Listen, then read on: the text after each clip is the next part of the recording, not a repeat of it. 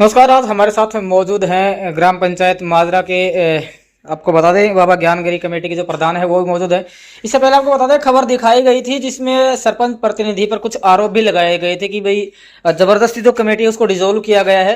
और हमने आपसे कहा था कि आगे आने वाले पक्ष में जो सरपंच प्रतिनिधि उनसे भी बातचीत करेंगे, उनका क्या कुछ कहना है इसके बारे में बातचीत करेंगे। तो हमारे साथ मौजूद है कमेटी के जो प्रधान है, उनसे भी बात करेंगे क्या मामला है, क्या कुछ सॉर्ट आउट हुआ। लेकिन एक बात जरूर कहना चाहेंगे, किसी बात को टैली किए बगैर किसी पर भी आरोप ना लगाएं, क्योंकि किसी भी इंसान की सामाजिक प्रतिष्ठा सब चीजों से बढ़कर होती है। तो चलिए सीधे जुड़ते हैं, प्रधान जी से बातचीत करते हैं क्या कुछ कह रहे हैं। जी प्रधान जी, बातचीत हमने आपसे की थी, कुछ आरोप भी लगाए गए थे कमेटी के डिसॉल्व करने पर, जो सरपंच प्रतिनिधि उन पर। अब क्या कुछ किया है, क्या कुछ समाधान हुआ उसका? ऐसा है जी, उसमें कुछ जो हमारा जो हम लेखा जोखा कर रहे थे उसमें कुछ अनियमितताएं थी, समझिए। बाकी हमने कोई सरपंच पर आरोप वगैरह कुछ नहीं लगाया। ना हमने यूँ कहा कि उन्होंने वो जबरदस्ती वो कराया है। हमने जबरदस्ती वाला तो कोई काम ही नहीं बताया जी। लेकिन वो आपने छापी है तो देखो जी नहीं, आप। मैंने अपने पास से छापी नहीं, जैसा आपने कहा मैंने वैसे ही लिख दिया। ना मैंने नहीं बताया। शिकायत लगा जो शिकायत करता थे, जो 14 आदमी हैं वो अलग ही हैं। अच्छा अच्छा। हम उसको उनमें इंक्लूड भी नहीं है। अच्छा अच्छा। जो शिकायत लगाई है उसमें हम इंक्लूड नहीं है सर। तो अब हमने तो उनके थ्रू जो एसडीएम का एप्लीकेशन लगी है उसके बाद में जो है हमने तो उसका एसडीएम का जो लीडर है वो 3 दिन तक फोन करे लगातार। सर आओ, फिर मैं तो बीमार था, मेरे को स्टैंड मीटर लिया था हार्ट का। फिर मैं बोली मैं तो नहीं आ सकता। ठीक है जी। फिर दूसरे दिन फिर आया। मैं बोली ज्यादा बोला हाँ जी जरूरी है, तो मैं बोला ठीक है। उसके बाद में फिर सतपाल के पास करे, भाई ग्राम के पास करे, जोगिंदर के पास, मतलब जो भी कमेटी में थे आदमी उनके पास उन्होंने फोन करे। इस मामले में क्या चल रहा है अभी? क्या क्या कहना चाहो?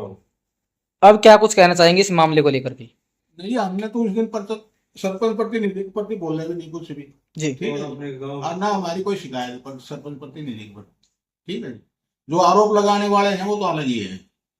जो मामला है, जो और लोगों से बातचीत हम कर लेते हैं, क्या कुछ कहेंगे इस मामले को लेकर के, क्या मामला थे और क्या कुछ समाधान हुआ? मामला कुछ भी नहीं है सर। मामला ये है कि जो शिकायत लगाई गई है कि भैया अनियमितता हुई है, वो हमारे जो डॉक्यूमेंट्स में है उसका किसी को इस संस्था के बारे में पूरा रूल रेगुलेशन पता नहीं था। और जो अनियमितता हुई वो हमारे रिकॉर्ड में है। उसको हम अपने गांव समाज लेवल पर बैठ के उसको ठीक करेंगे और इस कमेटी को चलाएंगे। और इसमें सरपंच ये अनियमितता देखते हुए सरपंच ने ये कहा था कि भाई इसमें कमेटी में अनियमितताएं हैं और इसमें सरपंच का ज्यादा कोई इसमें कोई वो। तो फिर क्यों उनकी छवि को धूमिल करने का प्रयास किया गया, जिस तरह से बाइट्स दी गई कि सरपंच ने जबरदस्ती कमेटी को डिसॉल्व किया है? तो ऐसा क्यों किया, क्या इंटेंशन था? कुछ भी नहीं, इसमें जो खामियां पाई गई उस आधार पे सरपंच ने ये अपना निर्णय लिया है। गलती कहीं ना कहीं जो शिकायत करता है या XYZ कोई भी, उनकी है। हाँ। चलिए, क्या कहेंगे इस मामले को लेकर, क्योंकि बातचीत भी की गई, आरोप भी लगाए गए, SDM से भी मिला गया और अब खुद ही कन्फेस कर रहे हैं कि भी अनियमितताएं हमारी तरफ से थी, जबकि सरपंच प्रतिनिधि का कोई रोल नहीं था। अगर रोल नहीं था तो फिर क्यों उनकी जो सामाजिक प्रतिष्ठा को धूमिल किया गया? बात ऐसी है कि सरपंच का इसमें कोई रोल नहीं था। हमारी कमेटी के 15 मेंबर थे और हमने बैठ के मतलब एक मीटिंग करी थी। सब रोला श्याम मंदिर से शुरू होया था और उन्हीं लोगों ने खुद कहा था कि भाई श्याम मंदिर बनेगा। उसके बाद में वहां से ये रोला शुरू हो गया। कोई बोल रहा था भाई गांव में बनेगा, कोई बोल रहा था वहीं बाबा ज्ञानगिरी का बनेगा। वहां से राजनीतिक बातें शुरू हो गई और हमारी कमेटी में कुछ ऑडिट वगैरह नहीं हुए थे। इसकी वजह से सरपंच ने ये कार्रवाई की।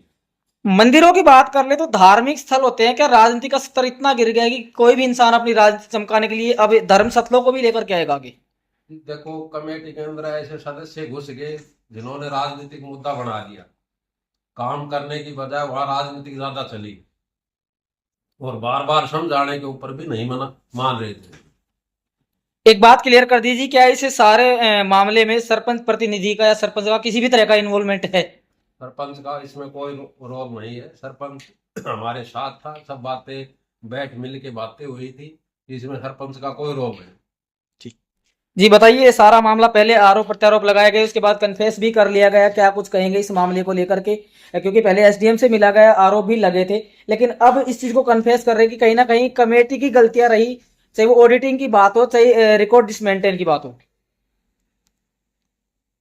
न तो मैंने शिकायत की, जी न मैंने सरपंच प्रतिनिधि का कोई विचार रखे, जी न ही किसी शिकायत करता कि न ही कमेटी कैंडिडेट की मेरी तरफ से किसी की शिकायत नहीं। मैंने न तो सरपंच के बारे में कोई बुराई की, न कमेटी के बारे में कोई बुराई की, जी न मुझे नियमितता का पता। जी बस अपनी गहरी बात से। कुलदीप जी, पिछले दिनों आपके ग्राम पंचायत का एक प्रतिनिधि मंडल एसडीएम से मिला था बाबा ज्ञानगिरी ट्रस्ट को भंग करने को लेकर, तो ये क्या मामला था और अब क्या कुछ इसमें चल रहा है? क्योंकि आपका नाम लिया गया था कि भी सरपंच प्रतिनिधि ने जबरदस्ती डिसॉल्व किया है इस ट्रस्ट को। देखो, उस समय जो एसडीएम साहब से मिलने गए थे ना, उन्होंने जो भी आरोप लगाए थे वो सारे निराधार थे। जो ये मंदिर कमेटी बनी हुई थी गांव में, जो संस्था चलाई जा रही थी, ये पिछले दिनों हमने ये कहा था कि संस्था बिना नियमों के अकॉर्डिंग चल रही है और इसका जो रजिस्ट्रेशन हो रखा है वो गलत हो रखा है। तो हमने कहा था कि इस संस्था पे हम पंचायत की तरफ से यहाँ गाँव में जो है नहीं चलने देंगे। या तो इसके जो डॉक्यूमेंट्स हैं और जो प्रोसेस है, जो ऑडिट होता है, जो इसका संस्थागत नियम है, या तो आप उसके अनुसार चलाओ या इस संस्था को आप बंद करो। लेकिन वहां जब किसी साथियों ने शिकायत करी तो सब लोग जो वहां गए हुए थे उन्होंने ये बात किसी ने नहीं बताई। अभी संस्था में जो कमियां थी, संस्था में खामियां थी, उन्होंने सब जो आपने खबर चलाई उसमें एक ही बात कही गई, भाई जो ना तानाशाही करके जो सरपंच ने इसमें भंग कर दी। लेकिन मैं ये कहना चाहूंगा कि हम ये चाहते हैं कि अगर ऐसी बात थी तो इस संस्था में जो कमियां रही उसकी जांच करवाई जाए। उसमें अगर पंचायत की कोई कमी मिलती है तो हम उसके जिम्मेवार है, और संस्था की कमी मिलती है तो संस्था जिम्मेवार है। लेकिन ये घटनाक्रम गलत हुआ कि वहां जो भी लोग गए उन्होंने एक ही बात कही कि भी सरपंच ने इसको तानाशाही किया, जबकि हमने ये सब काम नियमों के अकॉर्डिंग किया। अभी कुछ लोगों से हम बातचीत कर रहे थे, उन्होंने कहा कि जबरदस्ती इसको राजनीतिक मुद्दा बनाया गया, तो एक सस्ती लोकप्रियता कह रहे थे कि वो अपनी राजनीति चमकाने के चक्कर में किसी की भी प्रतिष्ठा को नुकसान पहुंचाना कहाँ तक उचित है? हो जाता है कि कई बार आदमी सोच लेता है कि गांव में ज्यादा अच्छा काम हो रहा है, जो विपक्षी आदमी होते हैं ना वो सोच लेते हैं कि आप इसकी छवि को, जैसे कि माजरा गांव का जो डेवलपमेंट है उसकी छवि पूरे जिले में उभर रही है, तो कुछ लोगों की ये धारणा रहती है कि कहीं ना कहीं कोई न कोई कमी, चाहे वो सच हो या झूठ हो, उसका आरोप प्रत्यारोप लगाकर और छवि को धूमिल किया जाए। मैं ये मानता हूँ ये घटनाक्रम इसी प्रकार से था। तो इस बात की एक बात है, आप राजनीति करें अच्छी बात है, अच्छे राजनेता बने, लेकिन टुच्चे राजनेता ना बने। सीधी साफ बात यह है कि किसी की भी छवि को धूमिल करने से पहले आप किसी भी बात को टैली जरूर कर लें, ताकि किसी भी इंसान के ऊपर आरोप लगाने से पहले आपको स्वयं उसकी सच्चाई पता होगी, असल सच्चाई क्या है। अब आरोप जिन पर लगे उन्होंने भी अपना स्पष्टीकरण रखा, और जिनके द्वारा लगाए गए उन लोगों से भी हमने बातचीत की। इन्होंने जो गलती है वो कहीं ना कहीं कमेटी की ही स्वीकार की है, और हमने भी बातचीत की। हमने आपसे कहा था कि हम बातचीत करेंगे सरपंच प्रतिनिधि से, और उनका जो पक्ष है वो आपको दिखाया जाएगा।